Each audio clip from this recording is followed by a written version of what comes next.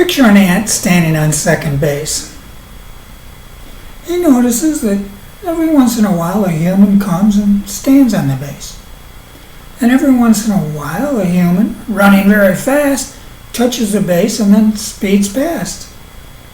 And then every once in a while a human jogs past the base, while other humans seated far away make very loud noises. And on that basis, the ant makes a theory about human nature. Greetings. I'm Patrick Jerome, and I'm here to talk about skyTotems, which is a certain kind of astrology based on research. But it's not really astrology. I call it astrology because I don't know what else to call it. And it does deal with how the sun, the moon, and the planets impact human behavior, but it doesn't use signs, houses, aspects, or any of the other factors used in traditional astrology. It's actually much easier to learn than traditional astrology, and if you're an intuitive person, you'll love it because every aspect is based on a cycle of nature. You can feel them. Going back to our ant, I'm using him as a metaphor because that's how human beings are. We're ants standing on second base.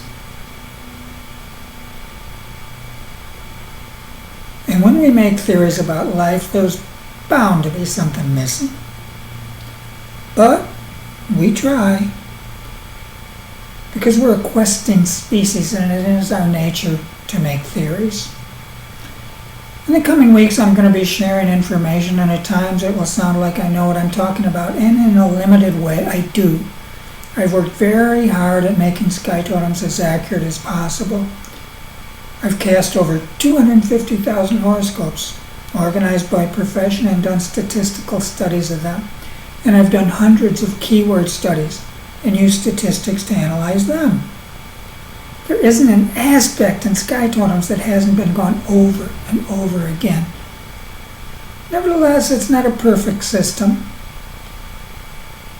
It's correct about 80% of the time, but even when it's right, it's not totally right.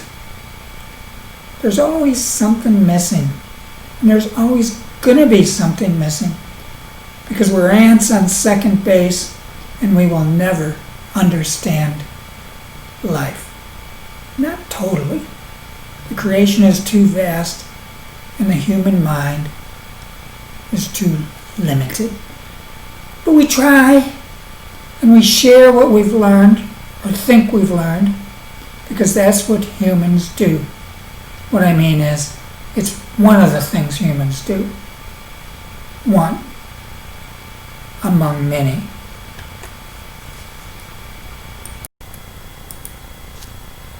Two of the first great scientific geniuses were Kepler and Newton. Kepler because he was the man who proved that the Earth and planets revolved around the sun. And Newton because he took Kepler's proofs and used them to build an elegant system that did an amazing job of describing reality. Granted, that description has since been improved upon, but that is the nature of science.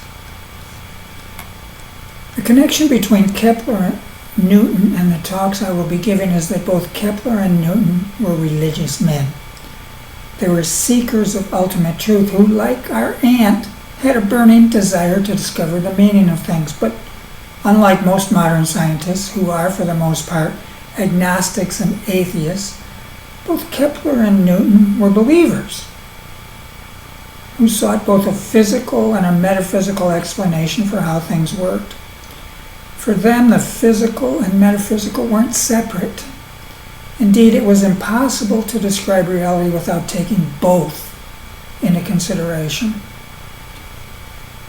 Unfortunately, that spirit has faded. It hasn't died, not completely. There are still scientists who are open to the mysteries. Rupert Sheldrake is an example. But they are a dying breed. Nonetheless, it's in their spirit, the spirit of Kepler, the spirit of Newton, the spirit of Rupert Sheldrake, and the spirit of Michael Gauquelin, that I present my information.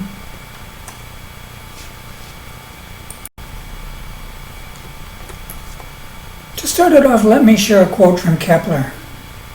In today's scientific environment, it may have an odd ring to it, and when we contemplate our ant, it's quite presumptuous. But Kepler was a great man, and seeking the ultimate truth is what human beings do. And yes, scoffing is also what human beings do, but no matter. In reference to his scientific studies, Kepler wrote, "I am merely thinking God's thoughts after him." Thinking God's thoughts. Another way of saying that might be, I am observing God's footsteps.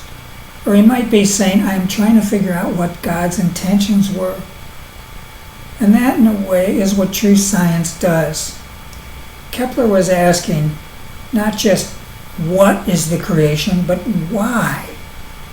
Why did God make things the way he did? Or she, or it? Nobody knows what gender God is, or if God has a gender at all. We can't know. We are ants standing on second base, but it's in our nature to want to know. It's in our nature to make theories. And as I share my research in the coming weeks, this is a question that will always be on my mind. Why were the planets organized in the way they were? What was God thinking? I'm going to start with a very simple fact, and then I'll build on that fact. And in doing so, I'll give you a glimpse of the process I used in creating skyTotems. On the screen is a graph of the percentage of people who were born in either the AM or PM when natural childbirth was used in Europe and America in the 18th, 19th, and 20th centuries. 56% were born in the AM, only 44% in the PM. And this is a very big deal. But before I discuss how big, some facts must be established. Number one, we don't know if the same pattern holds in other cultures during other time periods. Two, the practice of inducing labor screws the whole system up. Your birth is your first act of will, and if that act is stolen from you, you pay a price.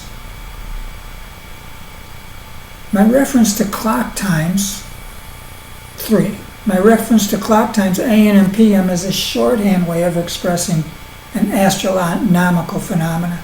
That is the movement of the sun through the sky.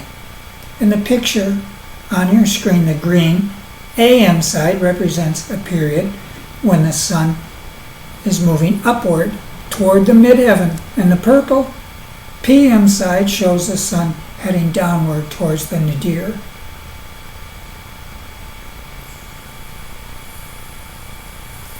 If births were random, half the people would be born in the AM, half in the PM, and that's exactly what happened when night and day births were studied. The day-night split was exactly 50-50, and that's what we'd expect. There are 24 hours in the day, and the distribution should be equal. But as you can see, the AM-PM distribution is not equal. There's 56% in the AM, only 44% in the PM, and because the sample was so large, involving over 50,000 charts, the odds against this happening by chance are 95 gazillion to 1. I use the unscientific word gazillion because science does not have a word that corresponds to how extreme this phenomena is. The chart at the bottom of your screen shows different numbers and how big they are in comparison to each other. The first little blip is 1,000. Then you've got, and it has 3 zeros. Then you've got 1,000,000. It has 6 zeros. Then you have 1,000,000,000. It has 9 zeros. Then you have 1,000,000,000,000. It has 12 zeros. And the number we're talking about, which I jokingly refer to as a gazillion, has 95 zeros. You heard me, 95. What does this mean? It means we're not dealing with a theory. We're not dealing with speculation. We're dealing with a fact of nature. The question is, does that fact have any psychological implications? There are a lot of ways to answer that question, but since I'm a modern man with access to modern tools, I'm going to take a modern approach. I'm going to get statistical. But getting statistical is only the start. Here's the process I used in seeking the information I wanted. Whether it's the best possible process, I don't know. But it works for me. I call it the 3 pillars of astrological research. And here they are. Number 1, is it a good symbol?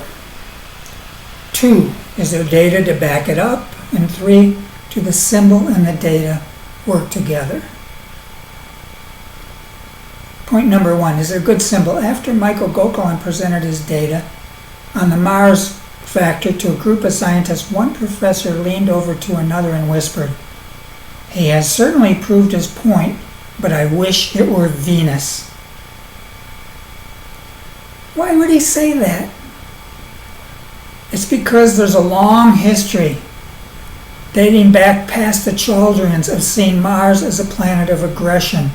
And when Gauquelin produced statistical data to back up the tradition, it was a double whammy. Science and religion were holding hands, and it freaked the atheists out.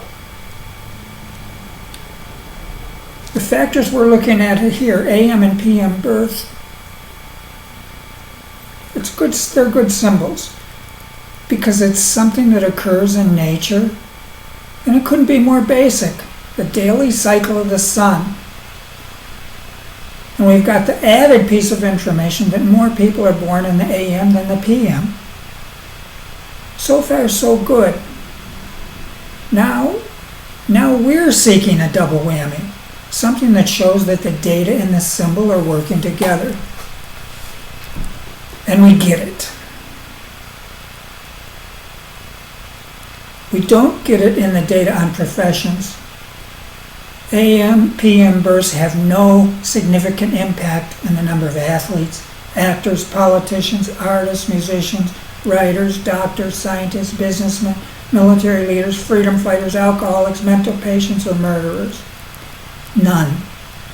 But when we look at the keyword study, there's a huge impact. And it's in total harmony with the symbols.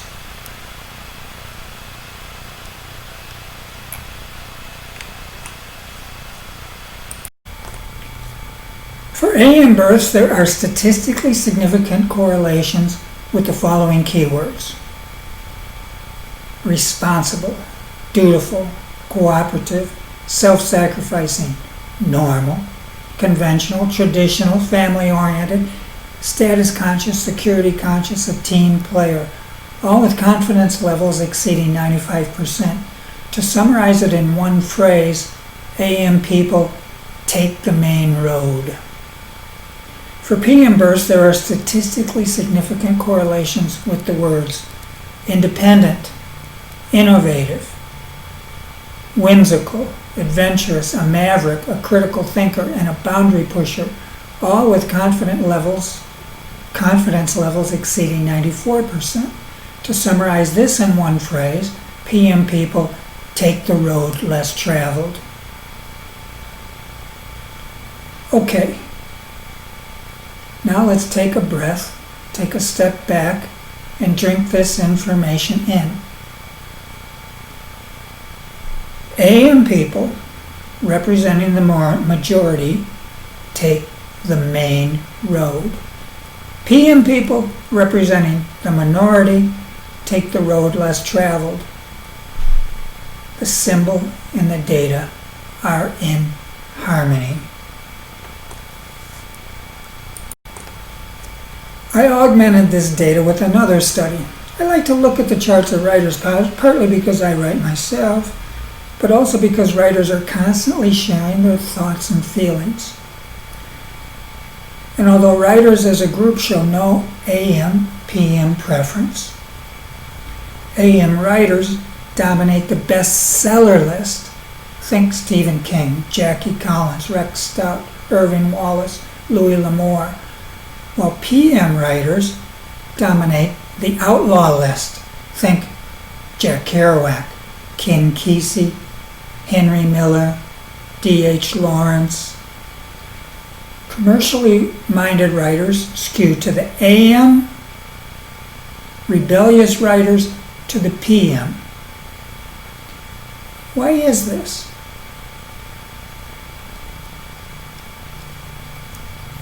Main road writers think of themselves as professionals. Writing is their job. And if they want to keep making a living, they must give the public what it wants. Hence the emphasis on sales. They know their market and they cater to it, and there's an almost mystical quality to it. They are zoned in some mysterious way to what the public is thinking and feeling. PM writers thumb their nose at the establishment and take pleasure in attacking the man. They don't ask, what will sell, or what does the group think, but what do I think? What is my vision? What are my values? And at their best, they ask, what are true values? But take note that J.K. Rowling, who created Harry Potter, is a PM birth,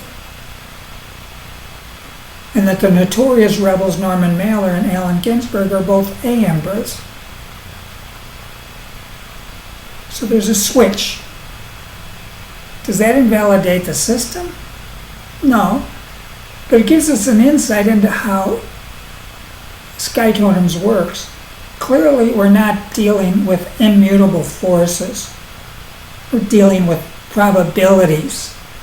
That's what a chart is, a list of probabilities. Underlying this is the fact that everybody, no matter how traditional, needs independence, adventure, and a sense of autonomy. And everybody, no matter how rebellious, needs stability and a sense of belonging. The urges are not mutually exclusive. Both exist in everyone. The catch is they don't exist in equal portions. The AM person craves a larger dose of safety. The PM person a larger dose of risk. But it's anybody's guess how it will play out. Before I finish, I'd like to harken back to Kepler's notion of trying to figure out what God was thinking. Let's say you're the creator and you're organizing a society.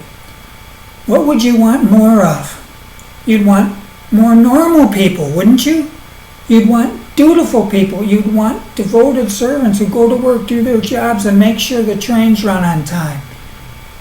But you'd need another kind of person. You'd need innovators. You'd need agents of change.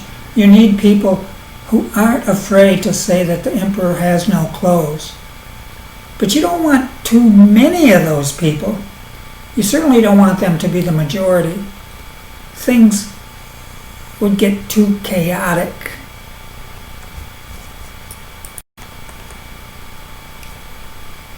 Someone asked me, what advice would you give? That's a premature question given that this is the first lesson and we're talking about a single aspect. But what the heck?